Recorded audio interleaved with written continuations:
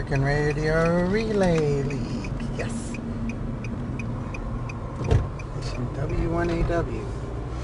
Here we are at ARRL headquarters, taking a look at the antennas on the grounds. And here's the headquarters building here in Newington, Connecticut, and we're here for the tour.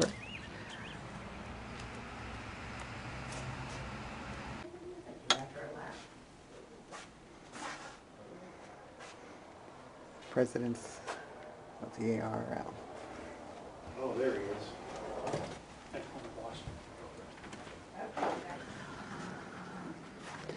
Hi, we're here for the 11 o'clock tour. Okay.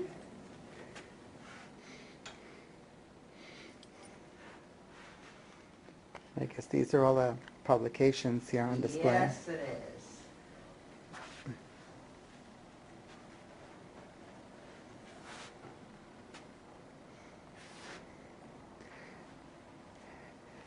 T-shirts and mugs.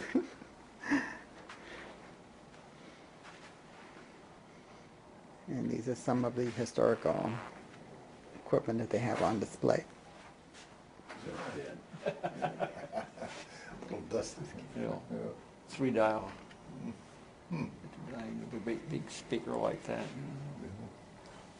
In the 30s. Okay. These are Telegraph keys. there's telegraph keys. And there's the Ready Snitch. Ah, that's it. Yeah. I'm gonna have one more with me. Oh, okay. Is that the original Wolf Hong? It's supposed to be. Oh, wow. There's the Wolf Hong. It's way back. Yes, that's featured in all of the handbooks. They talk about the Wolf Hong. Oh, yeah. No. Yes, it's used for chastising poor operators. Okay, this thing here, Are you remembered? it's weird. It's called the Ugarov. Looked like it. It's supposed to cure the evils of QRM, left to the imagination. It's got like a vertebra attached to a telegraph key on top, and then it's on top of a piece of a... Circular saw. It looks like a... Oh, it's a circular saw? Okay. Wow, this thing is dangerous. I'm Bob Allison, W1AW. Hey, Gene, how you doing? Where you from? Good. Maryland. Maryland? Hi, Roger. Pleased to meet you. Hi, And hi, I'm my on name TV. is Carol. Yes. Hi, Carol. Pleased to meet you. Thank And you. as well. Yes, we're here Life from... member. Wow. Oh, Yeah. yeah. She's Wow. she's been a ham for 40 years. Yeah. He's for Cool. 50. Yeah. 36. All right. Well, all of you, thank you very much for your support through your membership. Uh-huh. Appreciate that very much. And so I work in here in the screen room. Yeah. Bob Allison, WB1GCM. All Hello. right. Hello. Hey, come on in. Yeah. So this is the screen room. You notice you're inside of a shielded box. The walls, the ceiling, the floor. There's it's metal all around us, and when we close this door, we have a lot of isolation from the outside world, such that any other kind of radio signals can't really penetrate this room. And we really need it because W1AW at times is across the parking lot, either on the air with guests or at other times of the day doing bulletins. 7 bands at 1.5 kilowatts. So that creates quite an RF field.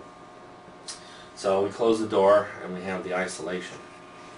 I have the Kenwood old 520 there. That's my W1AW monitor. And if I hear it beeping, I know it's time to close the door, because I know that they're on the air.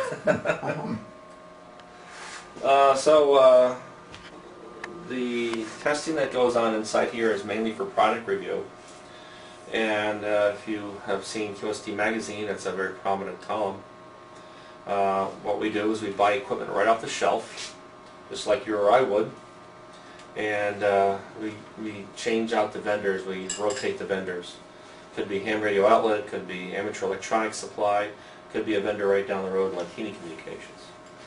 So we get the equipment in, it's chosen by their product review editor and some of the other editors that reside here at headquarters building.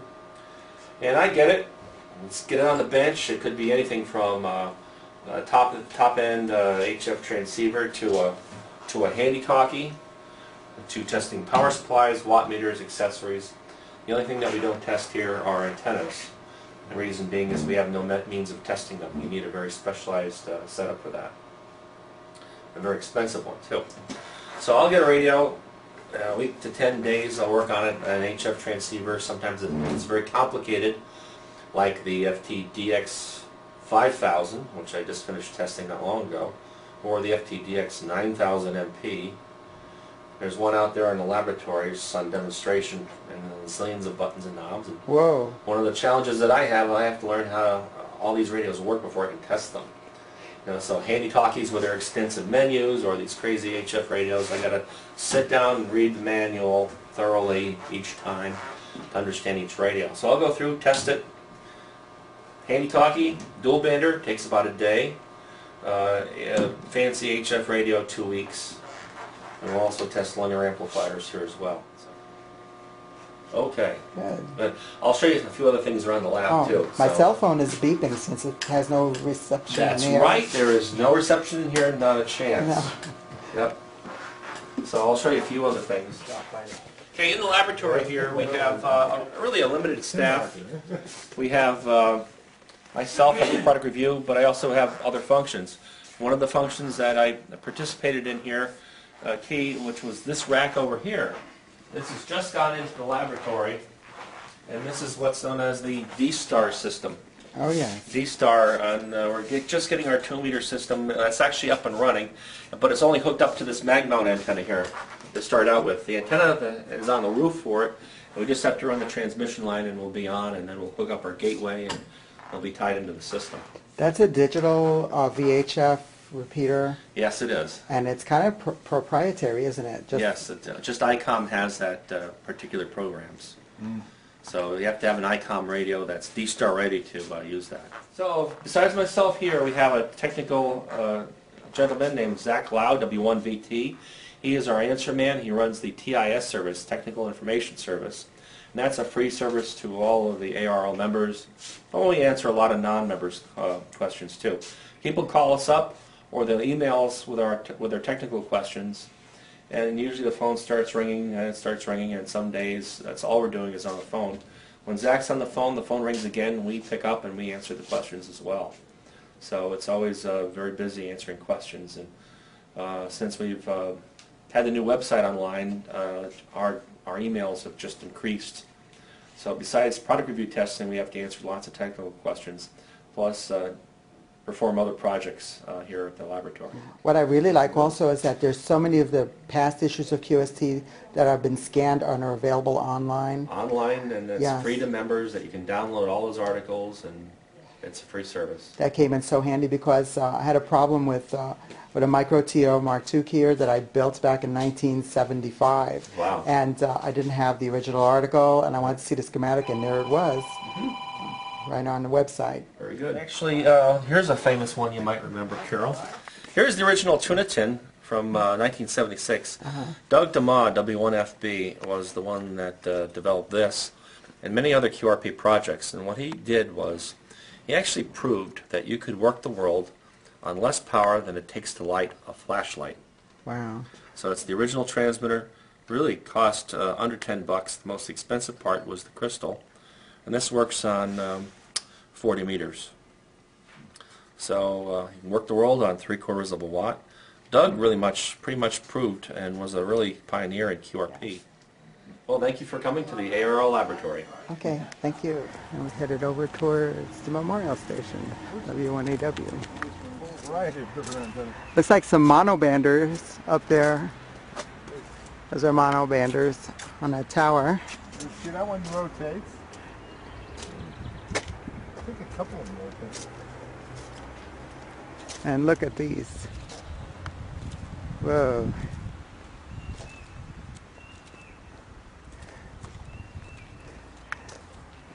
I see at least 4 towers here on the property. Behind you are full collection. Hey, Joe. How you doing?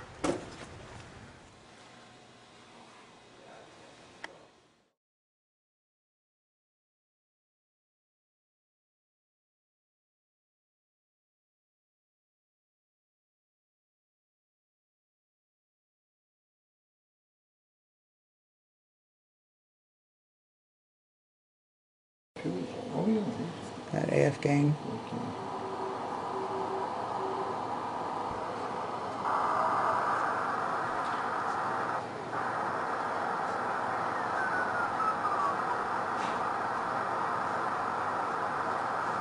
Reception is pretty poor.